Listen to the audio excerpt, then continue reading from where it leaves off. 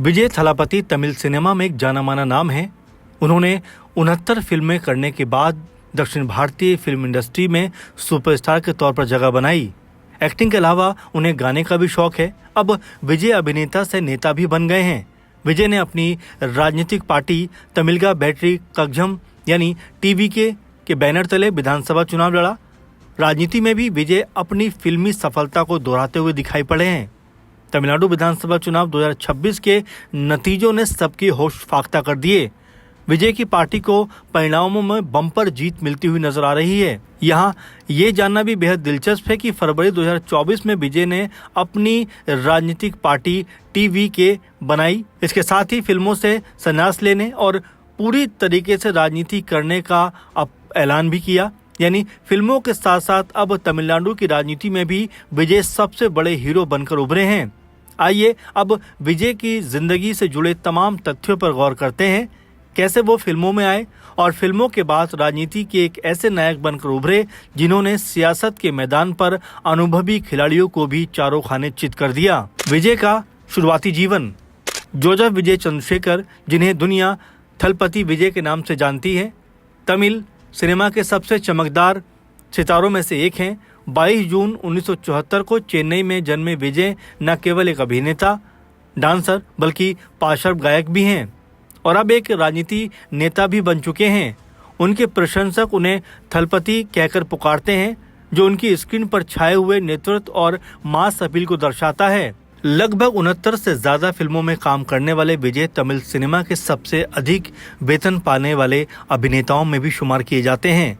2024 में जब उन्होंने अपनी राजनीतिक पार्टी टीवीके की स्थापना की, जिसने तमिलनाडु की राजनीति में नया तूफान ला दिया है। आपको बताया चले कि विजय का जन्म एक फिल्मी परिवार में हुआ। इनके पिता S.A. चंद्रशेखर एक प्रसिद्ध फिल्म निर्देशक और निर्माता हैं, जबकि मां शोभा चंद्रशेखर एक प्रतिष्ठित पार्श्व गायिका और कर्नाटकी संगीतकार हैं। परिवार ईसाई समुदाय से है। विजय की एक छोटी बहन विद्या चंद्रशेखर थी, जो मात्र 2 साल की उम्र में चल बसी। उनके सम्मान में विजय ने अपनी प्रोडक्शन कंपनी का नाम VV प्रोडक्शंस रखा था। बचपन से ही फिल्मी माहौल में बड़े होने के कारण विजय का रुझान अभिनय की तरफ चला गया। उन्होंने बालालोक मैट्रिकुलेशन हायर सेकेंडरी स्कूल से शिक्षा प्राप्त की। बाद में उन्होंने चेन्नई के लोयोला कॉलेज से विजुअल कम्युनिकेशन से डिग्री हासिल करने के लिए दाखिला लिया, लेकिन फिल्मों के प्रति जुनून के कारण पढ़ाई बीच में ही छोड़ दी। छोटी उम्र में किया डेब्यू। बाल कलाकार से लीड हीरो तक का सफर विजय ने मात्र 10 सालों की उम्र में अपने पिता की फिल्म वैतरी, जो 1984 में आई थी, बाल कलाकार के रूप में डेब्यू करके किया। 1980 के दशक में उन्होंने कई फिल्मों में छोटी भूमिकाएं निभाईं। 1992 में उनके पिता ने उन्हें मुख्य अभिनेता के तौर पर नलाया तिरुपु में लॉन्च किया। हालांकि फिल्म बॉक्स ऑफिस पर असफल रही, लेकिन विजय की संभावनाएं नजर आईं। 1990 के दशक के मध्य में उनकी किस्मत पलटी। रसीगन 1994, देवा 1995 और खासकर पूबे अनकांग 1996 जैसी फिल्मों ने उन्हें रोमांटिक हीरो के रूप में स्थापित कर दिया। कथालुकु मरियादाई 1997 में उनके प्रदर्शन ने उन्हें युवा पीढ़ियों के दिलों में बसा दिया। इस फिल्म में उनके नृत्य और गायकी ने भी दर्शकों को खूब आकर्षित किया।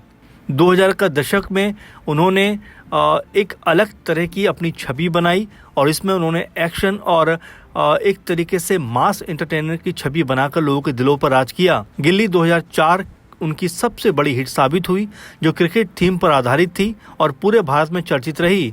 पोकिरी 2007 में उन्हें पैन इंडिया स्टार बना दिया। फिल्म में उनका पोकिरी स्टाइल और डायलॉग्स आज भी याद किए जाते हैं। थिरुपाची, थिरुमलाई, खुशी, लव टुडे, थुलाथा, मड़मुम, थुलुमु जैसी फिल्मों ने उनकी लोकप्रियता को नई ऊंचाइयों पर पहुंचाया। विजय ने न सिर्फ एक्शन करते हुए बल्कि कॉमेडी, रोमांस और इमोशनल सीन में भी बेहतरीन काम किया।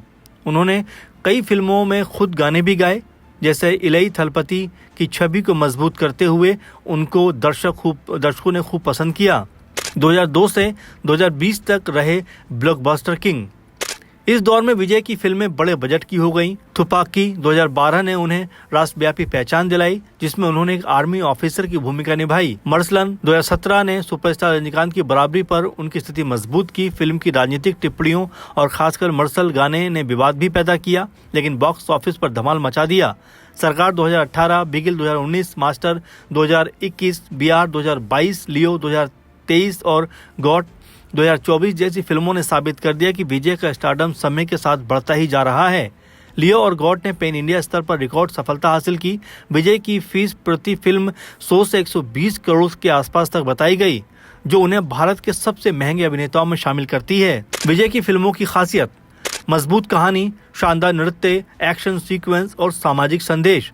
वो अक्सर आम आदमी के संघर्ष, भ्रष्टाचार के खिलाफ लड़ाई और युवाओं के सपनों को स्क्रीन पर उतारते हैं। विजय को कई प्रतिष्ठित पुरस्कार मिल चुके हैं, जिनमें तमिलनाडु राज्य फिल्म पुरस्कार, विजय अवार्ड, सिनेमा अवार्ड्स और अन्य अवार्ड शामिल हैं। हालांकि वो राष्ट्रीय फिल्म पुरस्कार थोड़ा दूर रहे, लेकिन उनकी लोकप्रियता किसी से कम नहीं। उनके फैन क्लब पूरे देश और विदेश में सक्रिय हैं। विजय का निजी जीवन काफी गोपनीय रहा है। 25 जून अगस्त 1999 को उन्होंने संगीता से शादी की, जो लंदन की रहने वाली थी। दंपति के 2 बच्चे भी हैं, बेटे का नाम जैसन संजय और बेटी दिव्या। वैसे विजय की निजी जिंदगी उस वक्त चर्चाओं में आ गई जब उनकी पत्नी संगीता के साथ उनके अलगाव की खबरें उड़ी। लंबे समय से दोनों को सार्वजनिक रूप से एक साथ देखा भी नहीं गया है। कई रिपोर्ट्स यहाँ तक कहती हैं कि उनके बीच तलाक की कानूनी प्रक्रिया लगभग अंतिम पड़ाव पर है। यहाँ ये बताया चले कि विजय अपने परिवार से बहुत लगाव रखते हैं और अक्सर कहते हुए नजर आते थे कि उनका परिवार ही उनकी सबसे बड़ी ताकत है। लेकिन जिस तरह से संगीता के साथ उनके अलगाव की खबरें आ रही हैं, ये बाकी उनके फैंस के लिए बहुत बड़ा झटका कहीं ना कहीं देखने को मिल रहा है। मदद को हमेशा तैयार रहते हैं विजय। विजय सिर्फ अभिनेता नहीं, बल्कि परोपकारी भी बहुत हैं। उन्होंने कई आपदाओं में मदद की, जैसे चेन्नई बाढ़, कोविड-19 महामारी। इसके अलावा शिक्षा, स्वास्थ्य और गरीबी उन्मूलन जैसे मुद्दों पर वो हमेशा सक्रिय रहते हैं। उनके फैन क्लब भी सामाजिक कार्यों में बढ़ चढ़ के हिस्सा लेते हैं। विजय का राजनीति में प्रवेश: टीवीके की स्थापना 2024 में विजय ने सिनेमा से संन्यास लेने और पूर्णकालिक राजनीति में आने का ऐलान किया। 2 फरवरी 2024 को उन्होंने तमिलगा वेत्री कड़गम पार्टी की स्थापना की।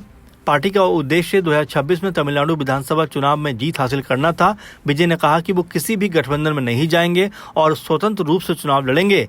आखिरकार विजय का ये फैसला बहुत बेहतर रहा, क्योंकि पहली ही लड़ाई में विजय ने सत्ता हासिल कर ली है।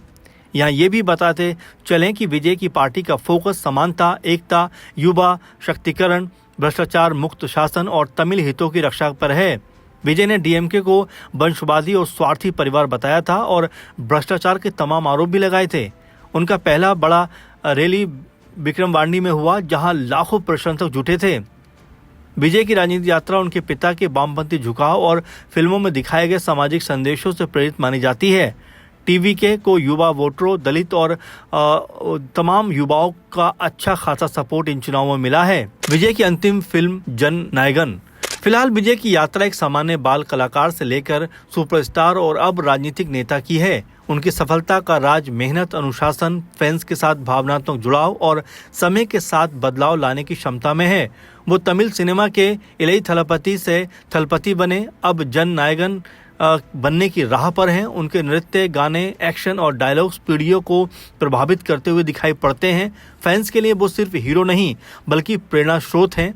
राजनीति में उनका प्रवेश तमिलनाडु की राजनीति को नया आयाम दे सकता है। खासकर युवा वोटरों को मुख्य धारा में लाकर विजय ने साबित किया कि सपनों को पूरा करने के लिए मेहनत और सच्चाई काफ़ी है। चाहे स्क्रीन पर हो या राजनीति के मैदान में, थलपति हमेशा विजय ही रहेंगे।